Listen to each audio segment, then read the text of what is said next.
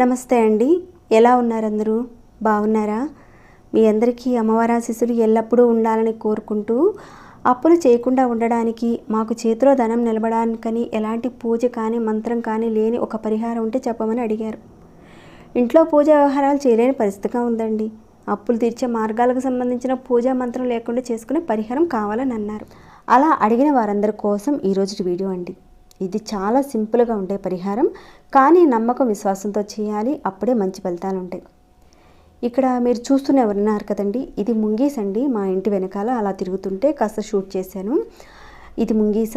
అలానే ఇక్కడ నేను చూపిస్తున్నాను కదండి, కుబేరుడు యొక్క పటం. ఇక్కడ చూడండి, కుబేరుడు ఇలా పట్టుకుని ఉన్నాడు. ఇది ముంగీస్ అండి. ఇది ముంగీస కుబేరుడు యొక్క వాహనం. ముంగీసుకి అద్భుతమైన శక్తులు ఉంటాయి. ఈ రోజున అద్భుతమైన ఒక పరిహారాన్ని గురించి తెలుసుకుందాం. ఎక్కడైతే ముంగీస తిరుగుతుందో అక్కడ కుబేరుడు ఉంటాడని మన తంత్రశాస్త్రం అయితే చెప్తుంది. సిటీలో కానీ, గ్రామీణ ప్రాంతాల్లో కానీ, మండల ప్రాంతాల్లో కానీ, అలా గార్డెన్స్లో కానీ మనం నడుచుకుంటూ వెళ్తున్నప్పుడు సడన్గా అవి రావడము, వెహికల్కి వెళ్తున్నప్పుడు దారికి అడ్డంగా వస్తూ ఉంటాయి. ఇక దాన్ని చూడగానే మనకి భయం అనేది వస్తుంది. ముంగీస దారికి అడ్డంగా వస్తే ఏదైనా ప్రమాదమా అని కొందరికి అనిపిస్తుంది కూడా. కానీ ముంగీస రావడం అదృష్టంగా చెప్తారు. ఈ గ్రామీణ ప్రాంతాల్లో అయితే ఈ ముంగీసలు పాములతో కూడా ఫైట్ చేస్తూ ఉంటాయి. మీ అందరికీ తెలిసిందే ఇది. కొన్ని ప్రాంతాల్లో ఇళ్లల్లో ఉన్న కోడిపిల్లలను కూడా ఎత్తుకెళ్ళిపోతుంటాయి. కాస్త డేంజర్గా చూస్తారు కొందరు. కానీ ముంగీస ఎక్కడైతే తిరుగుతుందో కుబేరుడు ఉంటాడని మన శాస్త్రం అయితే చెప్తుంది. ఈ ముంగీసని ఇంట్లో పెంచుకోవచ్చు. కొందరు నార్త్ సైడ్ వాళ్ళు పెంచుకుంటూ ఉంటారండి. అయితే ఇక్కడ నేను చెప్పేది పెంచుకునేది కాదండి. మనం వెళుతున్నప్పుడు పొలాల్లో కానీ, రోడ్డు మీద కానీ ముంగీస సడన్గా ఎదురైనప్పుడు ఆ వెళుతున్న దారిని ఒక్కసారి ఆగి చూడండి. ఎక్కడైతే అది నడుచుకొని వెళుతుందో అక్కడ అది నడిచే దారిలో మట్టి ఉంటే ఆ మట్టిని కాస్త సేకరించండి. పెద్దగా అవసరం లేదండి. నేను కాస్త ఎక్కువ మట్టిని ఇక్కడ చూపిస్తున్నాను, కానీ మీ వరకైతే కాస్త సరిపోతుంది. ఈ మాత్రం చాలండి. ఆ మట్టిని సేకరించే ముందు మీ మనసులో అనుకోవాల్సింది ఏంటంటే, కుబేరదేవా, నాకు ఆర్థికంగానూ ధనం విషయంలోనూ మంచి ఉన్నత కలగాలి, అదృష్టం కలిసి రావాలని ఈ మట్టిని సేకరించుకోండి.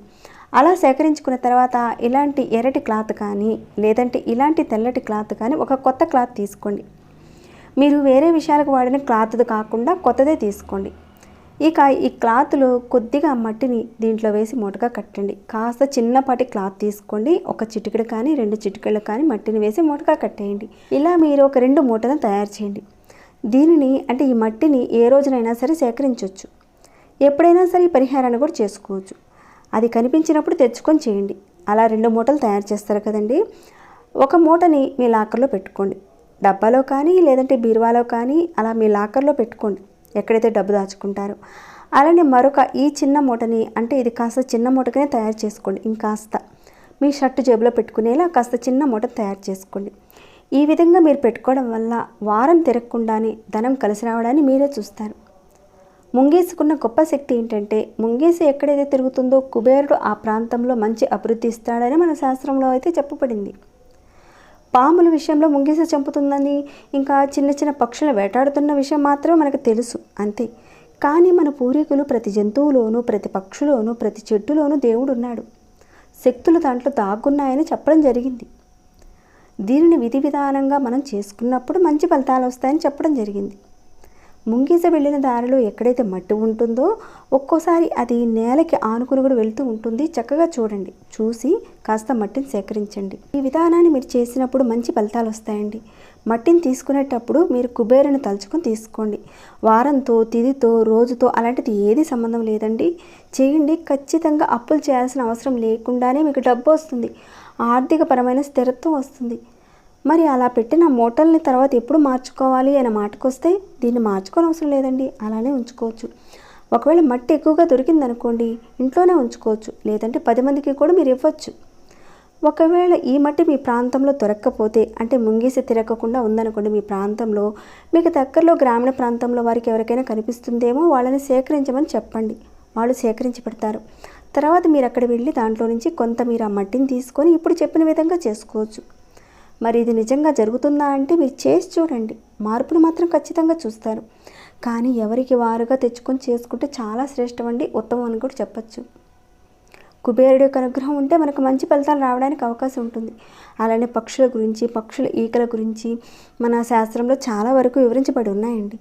పక్షి తంత్ర శాస్త్రం అనేది కూడా ఉంటుందండి. మన పూర్వీకులు ఋషులు అద్భుతమైన జ్ఞానాన్ని మనకు అందచేశారండి. తప్పకుండా చేసుకోండి, మంచి ఫలితాలు పొందుతారు. ఈ పరిహారం వల్ల మీకు మంచి ఫలితాలు రావాలని నేను కోరుకుంటున్నాను. మీకు మంచి ఫలితం వస్తే నేను కూడా చాలా సంతోషిస్తానండి. ఇలాంటి మంచి వీడియోస్ని ముందుకు తీసుకువెళ్ళాలా లైక్ ఇవ్వడం మర్చిపోకండి. సబ్స్క్రైబ్ కానివారు సబ్స్క్రైబ్ చేసుకోండి. మరొక భక్తి వీడియోతో మళ్ళీ మిమ్మల్ని కలుసుకుంటాను. అప్పటి వరకు ఉంటానండి.